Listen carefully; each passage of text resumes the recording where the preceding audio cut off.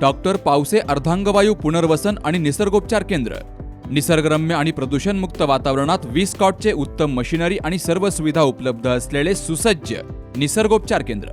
अर्धांगवायू, मान, पाठ, कंबर आणि सांधेदुखी, हातापायांना मुंग्या येणं, टाचदुखी, चेहऱ्याचा पॅरालिसिस, ॲक्युपंक्चर, फिजिओथेरपी, जलचिकित्सा, बाष्पचिकित्सा, योग चिकित्सा, मालिश चिकित्सा, चुंबक चिकित्सा, आहार चिकित्सा आणि माती चिकित्सा. संपर्क डॉक्टर रमेश पावसे, ठिकाण हिवरगाव पावसा, रायतेवाडी रोड, तालुका संगमनेर. संपर्क 9623 25 67 22. आरक्षणाचा लढा रस्त्यावर उतरून नाही तर सभागृहात बहुमतानं जिंकायचा आहे. म्हणून आमदार मोनिका राजळे आणि महायुतीची पाठराखण करायची आहे. धनगर समाजाला आरक्षण देण्यात महाविकास आघाडी अडथळा आहे. 70 वर्ष सत्ता भोगली आणि धनगर समाजाकडे दुर्लक्ष केलं. अहिल्यानगर नामकरण करून आपल्या दैवताचा सार्वत्रिक सन्मान या महायुती सरकारनं केलाय. समाजासाठी घरकुलासह शेळी मेंढी पालन योजना आणली. त्यामुळे आपल्या हक्काचा आमदार म्हणून मोनिका राजळे यांना विधानसभेत पाठवा, असं आवाहन भाजपाचे राज्य सरचिटणीस नवनाथ पडळकर यांनी केलं. पाथर्डी तालुक्यातील कासार पिंपळगाव या ठिकाणी धनगर समाजाच्या संवाद बैठकीत ते बोलत होते. यावेळी आमदार मोनिका राजळे यांच्यासह शेकडो धनगर बांधव, कार्यकर्ते, पदाधिकारी यांचीही उपस्थिती होती. अशा राजमातेला, अशा पुण्यश्लोक अहिल्यादेवी होळकरांचा सन्मान या देशामध्ये सर्वश्रेष्ठ गेल्या स्वातंत्र्यापासून कुणी केला असेल तर त्या व्यक्तीचं नाव आहे माननीय नरेंद्रजी मोदी. त्यांनी सांगितलं, महाराजांनी सांगितलं. नक्कीच टाळ्या कमी पडल्या म्हणून मला आता विचारायचंय, या देशामध्ये पुण्यश्लोक अहिल्यादेवी होळकरांचा पुतळा, त्यांचं स्मारक, साक्षात काशीचं ज्यांनी जीर्णोद्धार केला त्याच्या आधी सरकार नव्हती का? महाराज नव्हती सरकार? 60-70 वर्ष राज्य कारभार झाला, परंतु कुणालाही वाटलं नाही की ज्या पुण्यश्लोक मातेनं या काशीच्या विश्वनाथाच्या मंदिराचा जीर्णोद्धार केला त्यांचा एक सुंदर असं शिल्प उभं करावं. पहिल्यांदा वाटलं त्या नेत्याचं नाव आहे माननीय नरेंद्रजी मोदी. टाळ्या वाढल्या. आपल्याला माहितच नसतो टाळ्या का वाढल्या, सांगितलं की. आणि हा समाज वेळ लागतो, पण एक पेटायला नक्कीच वेळ लागतो, पण एकदा पेटला ना तर कधीच थंड होत नाही. हा समाज आपलं ध्येय प्राप्त केल्याशिवाय स्वस्थ बसत नाही. आणि म्हणून मला या समाजावर प्रचंड विश्वास आहे ताई. हा समाज एकदा शब्द देत नाही एकतर लवकर, पण दिला तर मागे घेत नाही. आणि एकदा का एखादं व्रत घेतलं तर मागे हटत नाही. म्हणून न हटणाऱ्या या धनगर समाजाची साथ ताई तुमच्या मागे उभे राहणार आहे. परंतु ते होत असताना ती साथ का असावी यासाठी मी संवाद करतोय. बंधू आणि भगिनींनो, माननीय देवेंद्र फडणवीस साहेबांचं सरकार 2014 साली आलं. 14 ते 19च्या काळात आपल्याला अपेक्षा बऱ्याच होत्या. आपण प्रत्येकाच्या मनात एक प्रश्न राहतो की आमच्या आरक्षणाचं काय, आमच्या आरक्षणाचं काय. अरे 70 वर्ष ज्यांनी फसवलं त्यांना पहिल्यांदा आपल्याला विचारावं लागलं आपल्या आरक्षणाचं काय. परंतु याचा अर्थ आम्ही या सरकारला विचारणार नाही असं अजिबात नाही. या सरकारला देखील आम्ही ठणकावून विचारणार, या सरकारला देखील आम्ही सोडणार नाही. पण हे होत असताना 70 वर्षाची लढाई अचानक एका दिवसाची संपणारी नाही बंधू आणि भगिनींनो. एका दिवसाची संपणार नाही याचं कारण आहे हा एक दीर्घकालीन लढा आहे. आणि हा लढा लढण्यासाठी तुमच्या हक्काचे आमदार, खासदार सभागृहात जावे लागतात. कारण ही लढाई संसदेत चालते, ही लढाई महाराष्ट्राच्या विधानमंडळात चालते. तिथे तुमचे प्रतिनिधी कुठे आहेत? तिथं तुम्ही देताय तुताऱ्या, आणि त्या तुताऱ्या म्हणताय अहमदनगरच करतो, सत्ता द्या. अरे सत्ता दिल्यावर अहमदनगर करणारा तुम्हाला आरक्षण देणार आहे? आणि म्हणून एक लक्षात घ्या, या तुताऱ्या आपल्या भोवती ज्या वाजतायत त्यांना वेळीच त्यांची तोंड बंद करा किंवा आपले कान बंद करा. आणि आपण एकच डोक्यात ठेवा की आपलं ध्येय काय, आपलं स्वप्न काय, आपला समाज उन्नतीच्या दिशेने कधी आणि कुठल्या दिशेने जाईल, कोण आपल्याला साथ देतोय. आणि ही साथ देताना आपण बघाल गेल्या 5 वर्षातलंच घडामोड बघा. तर गेल्या 5 वर्षात भारतीय जनता पक्षाच्या माननीय देवेंद्रजींच्या नेतृत्वाखाली काम करणाऱ्या या सरकारनं आणि एकनाथ शिंदेजी यांच्या सोबत काम करणाऱ्या या सरकारनं धनगर समाजाला विकासाच्या योजना किती दिल्या. अरे आपली पोरं, कुणी असं सांगितलं की इंग्रजी माध्यमात शिकू नये? तुमची पोरं लंडन, ऑक्सफोर्ड युनिव्हर्सिटीत शिकणार, केम्ब्रिज मध्ये शिकणार, वॉशिंग्टन मध्ये शिकणार. आमच्या पोरांनी का मेंढराच्या मागच फिरायचं?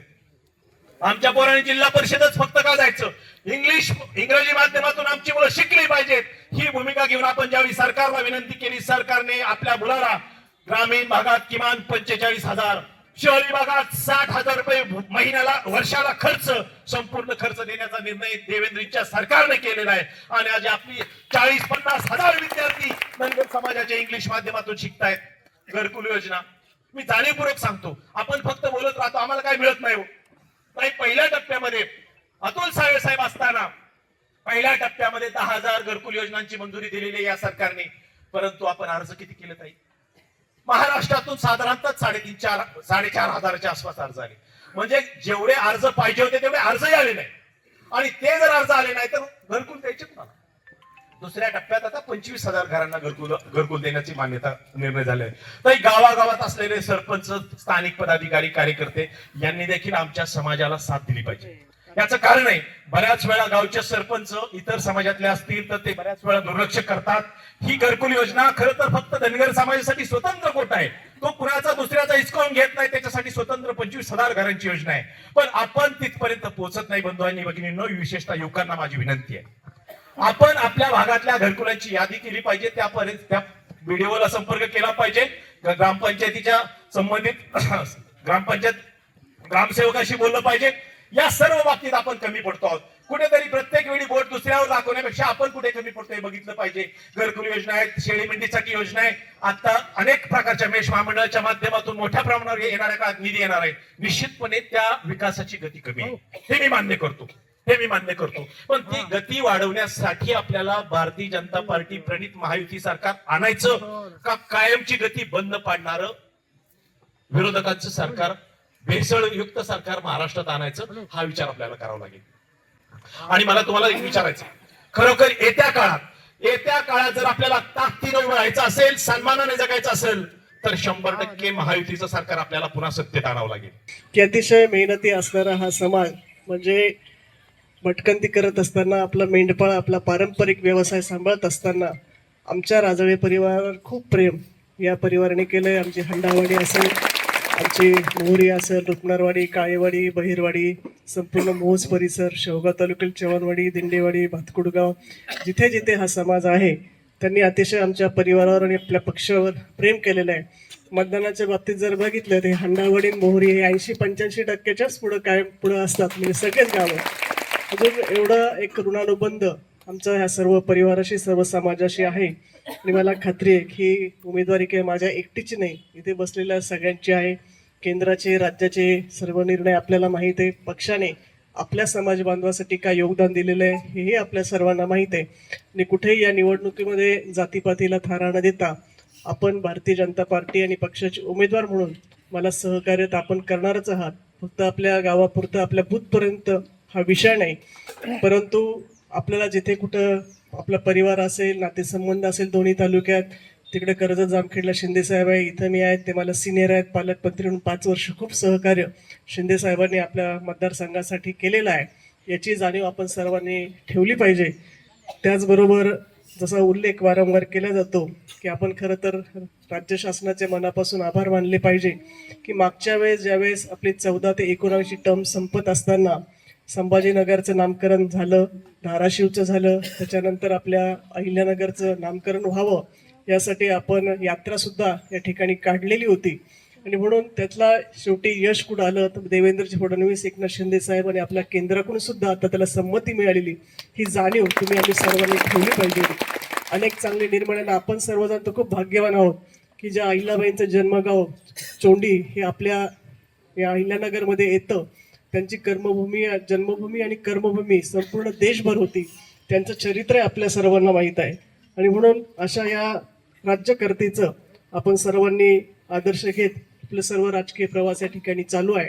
पण मला विनंती करायची की मी जास्त काही बोलणार नाही, पडळकर साहेबांना आपल्याला ऐकायचं आहे, परंतु आपलं गाव, आपलं बूथ, आपल्या गावामध्ये मतदानाची टक्केवारी कशी वाढेल यासाठी आपल्याला प्रयत्न करायचा आहे. शेवटी मतदानाची टक्केवारी जेवढी वाढेल त्यासाठी आपल्याला काय नियोजन करायचं याची जाणीव या ठिकाणी सर्वांना आहे.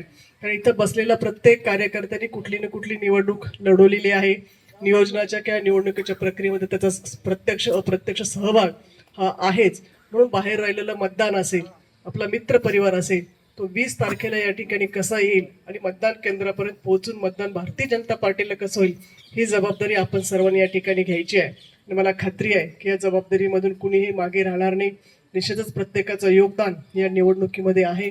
अतिशय चांगलं आणि उत्स्फूर्त वातावरण आपल्या या तालुक्यामध्ये अतिशय भव्य दिव्य आणि उत्स्फूर्त अशी आमची फॉर्म भरायची रॅली साहेब खूप मोठी निघाली होती. न भूतो न भविष्य आहे रॅली शेवगाव तहसीलला झालेली होती. कुठलाही नियोजन नव्हतं, एका दिवसामध्ये झालं, परंतु सर्व कार्यकर्ते अतिशय उत्स्फूर्तपणे त्या रॅलीमध्ये सहभागी झालेले होते.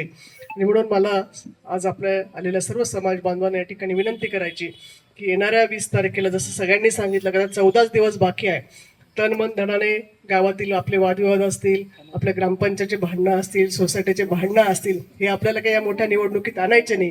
याचा फटका आपल्या लोकसभेला बसलेला आहे. विरोधकांनी किंवा महाविकास आघाडीने जे काही अफवा या ठिकाणी पसरवण्यात आलं किंवा फेक नरेटिव्ह आपण ज्याला म्हणतो, त्यात ते यशस्वी झाले. त्यामध्ये आपण कुठं कमी पडलो, ही चूक आपल्याला या विधानसभेच्या निवडणुकीमध्ये दुरुस्त करायची आहे. आणि मला खात्री आहे की आपण सर्वजण यामध्ये पुढे राहाल आणि पुन्हा येणाऱ्या 20 तारखेला आपण आपल्या बूथवर आपल्या गावातून चांगल्या प्रकारचं मताधिक्य भारतीय जनता पार्टीचे उमेदवार मला द्यावं, एवढीच विनंती. निधी एवढा बक्का मानला, शेवटच्या कोपऱ्यापर्यंत किमान कितीतरी उद्घाटन करायचे राहिलेत, पण आम्ही एवढे स्वाभिमानी आहेत का ताई राहिलेले उद्घाटन तुमच्याच हातून करणार, तुम्हालाच गावात मिरवणूक करून आणणार. हा आमचा स्वाभिमानी. लय लांबट बोलत नाही, काय ढोबळ बोललं का ते हुकन मागून. म्हणून तालुक्यातल्या प्रत्येक कानाकोपऱ्यातल्या शेतकऱ्याला, कष्टकऱ्याला, मेंढपाळांना, ऊसतोड कामगारांना सगळ्यांना सांगतो, जसा 10 वर्ष तालुका अत्यंत शांततेत जगला, शांततेत राहिला, स्वाभिमानाने राहिला, असाच पुढचे 5 वर्षे अत्यंत तालुक्यात मध्ये जर शांतता टिकायची असेल तर मोनिकाताईंचीच गरज आहे. अरे अभ्यासाच्या नेतृत्वाची गरज आहे. विधानसभेमध्ये बोलणारे माणसं पाहिजे. एका मेंढपाळाच्या घरी ताई बसल्या आणि मेंढपाळाची समस्या मांडली, समस्या सांगितली, तर महाराष्ट्रामध्ये गोपीचंद पडळकर नंतर मोनिकाताई राजळेच मेंढपाळाबद्दल बोलला. मी त्याला पुरावा देतोय. तुम्ही बोलले की नाही सांगा, मेंढपाळासाठी कोण बोलला? ताई बोलल्या. माझ्या शेवगाव तालुक्यात आणि पाथर्डी तालुक्यातून अनेक मेंढपाळ भटकंती करतात, सरकारने असं करावं तसं करावं. अरे त्याला महत्व असतंय, ते सरकार काहीतरी पाऊल उचलतंय. भविष्य काळामध्ये मला विश्वास आहे ह्या ठिकाणी आलेला समाज प्रत्येक कानाकोपऱ्यात जाऊन माझ्यासारखा एक सामान्य कार्यकर्ता सुद्धा परभणी पासल्या असलेल्या मेंढपाळा हुलकावून जर नाही आणून कमळाला मतदान करून घेतलं तर मग कळराव नाव नाही सांगणार. अरे स्वाभिमान टिकवा मित्रांनो, याच्यामध्ये खरी ताकद आहे. तुमच्यामध्ये किती ताकद आहे तुमच्या कर्तबगारीने करून दाखवा. उद्या माझ्या कानाला धरा तर इकडे काही चुकलं तर मी स्वाभिमानाने सांगतो, तोंडावर कौतुक करणारा माणूस नाही. म्हणून मित्र हो, प्रत्येकाला स्वतःची जबाबदारी आहे. किमान एका माणसाने 4 माणसाला व्यवस्थित सांगणे, पटवून सांगणे. अनेक लोक ईस पेरून टाकतात, आपल्या काय जातीचे आहे का, मग हे इकडं असं ओबीसी तिकडं. काही नाही, कामाचा माणूस आहे, निवडून द्या. ताईन 10 वर्ष दाखवून दिले. पुढच्या 5 वर्षामध्ये या शेवगाव आणि पाथर्डी तालुक्यात जे जे करता येईल ते करून दाखवायची धमक ताईमध्ये आहे. तेवढा अभ्यास आहे, तेवढं नेतृत्व आहे. अधिक ढोबळ नाही बोलत, सगळ्याला शुभेच्छा देतो आणि या ठिकाणी थांबतो. येळकोट येळकोट. येळकोट येळकोट जय मल्हार, बिरोबाचं चांग भलं, खंडोबाच्या नावानं चांग भलं, अशी घोषणाबाजी करत शपथ घेऊन आम्ही आमदार मोनिका राजळेंना विधानसभेत पाठवू असा निर्धार धनगर समाजाच्या वतीनं शेवगाव पाथर्डी तालुक्यातील कार्यकर्त्यांनी व्यक्त केलाय. अमोल कांक्रियासह मुकुंद लोहिया, सी न्यूज मराठी, पाथर्डी.